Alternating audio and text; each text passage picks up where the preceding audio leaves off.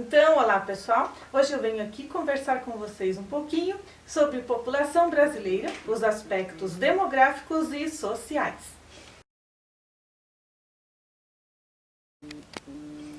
Para compreendermos sobre os aspectos demográficos, analisamos a população absoluta, que é a quantidade total de habitantes de um determinado lugar, e a população relativa.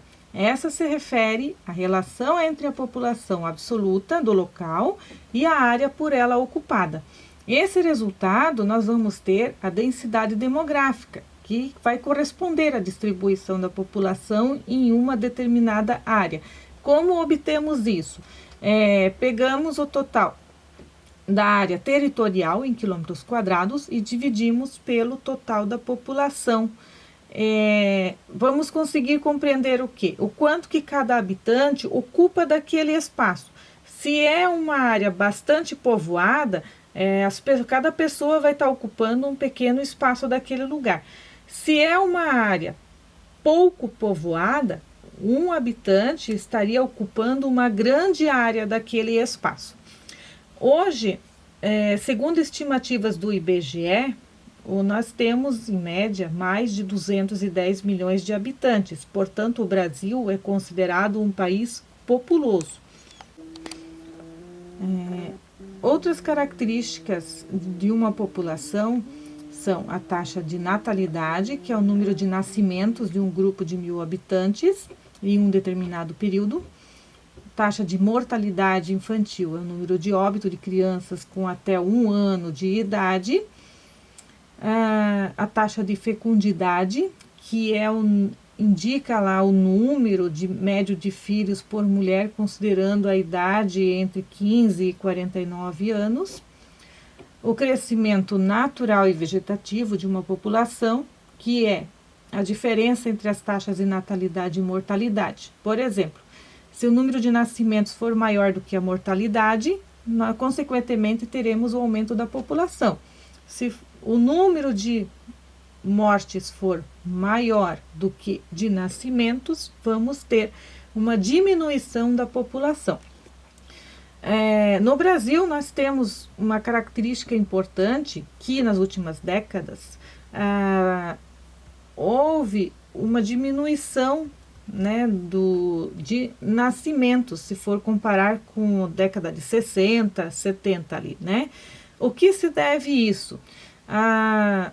As mulheres estão tendo a participação maior no mercado de trabalho, uso de métodos anticonceptivos, o planejamento familiar, Então, tudo isso são fatores que favoreceram a diminuição das taxas de natalidade.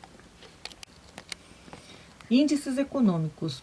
Para os governos é necessário que conheçam os problemas e as necessidades da população para poder planejar e investir em educação, infraestrutura, saúde, entre outros.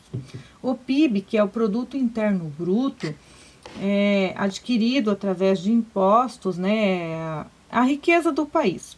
Então, para podermos calcular esse índice econômico, nós dividimos esse total ali que o país, o estado ou o município adquire pelo total da população. O Índice de Desenvolvimento Humano, que é o IDH, também pode ser analisado de um município, país ou estado. Ele leva em consideração a renda, a educação, a longevidade, que é a expectativa de vida de uma população. E o seu valor varia entre 0 a 1. Quanto mais próximo de 1, melhor será a qualidade de vida apresentada por essa população. Eles variam entre IDH baixo, médio, elevado ou muito elevado. Pirâmide etária. É uma forma gráfica de representar dados sobre a população masculina e feminina por idades, e nela pode revelar alguns aspectos sobre a população. A base larga indica elevado número de jovens e o topo estreito indica pequena quantidade de idosos. O que eu posso analisar disso? Se temos ali uma base larga, nós temos uma grande quantidade de crianças, ou seja, indica elevada natalidade. E o topo estreito da pirâmide mostra o pequeno número de idosos, revelando precariedade na qualidade de vida, principalmente pouca oferta ou má qualidade de serviços de saúde. Longevidade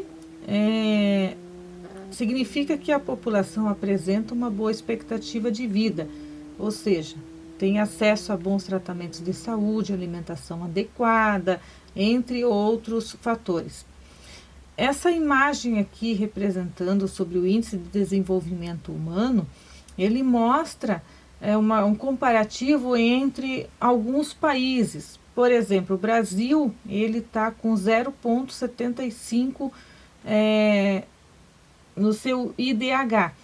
A Noruega encontra-se em primeiro, né, com o IDH altíssimo, de 0,94, e a República Centro-Africana está com 0,35, ou seja, baixíssimo, né? Esses dados são de 2015 e foram divulgados em 2017.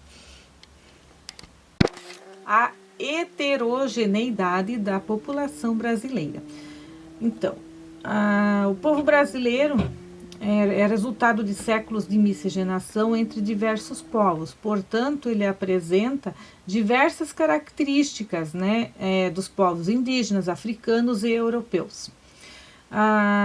Os povos indígenas, né, do Brasil são descendentes dos habitantes nativos que aqui viviam antes da chegada dos colonizadores europeus. Os africanos, que vieram entre os séculos XV e XIX, foram escravizados, né, trazidos para o Brasil para trabalhar nas lavouras de cana-de-açúcar, entre outros ali.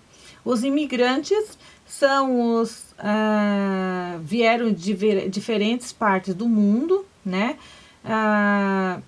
em busca de uma melhor qualidade de vida. Entre eles aqui nós podemos listar portugueses, italianos, espanhóis, alemães, asiáticos, né, entre outros. Tipos de imigrações. O imigrante é uma pessoa que chega a um local para se estabelecer moradia. Exemplo, os alemães que vieram da Alemanha para o Brasil, estabelecer moradia no Brasil. O emigrante, pessoa que sai de um local para se estabelecer em outro. Eu sou brasileira e pretendo morar na Itália, então eu vou emigrar para a Itália, estabelecer moradia em outro país. Migrações externas, né? Como mencionadas anteriormente, nós temos um destaque maior ali para os séculos 19 e 20, quando o Brasil recebeu um grande número de europeus e asiáticos. Migrações internas são aquelas que acontecem dentro do próprio país, se deslocando de um município, de um estado para o outro. A migração pendular é a migração diária, caracterizada pelo deslocamento diário das pessoas para trabalhar ou estudar de um estado para o outro, de um município para o outro, ou até mesmo de um país para o outro. Migração temporária, quando o migrante reside apenas por um determinado período, né, em algum lugar, para trabalho, enfim, mora no município e vai para um outro estado para trabalhar por uns 3 meses e depois retorna ali para o seu município de origem. Muito bem, espero que vocês tenham compreendido um pouco mais sobre as características da população brasileira, né, dos aspectos demográficos e sociais que nós temos. Até a próxima!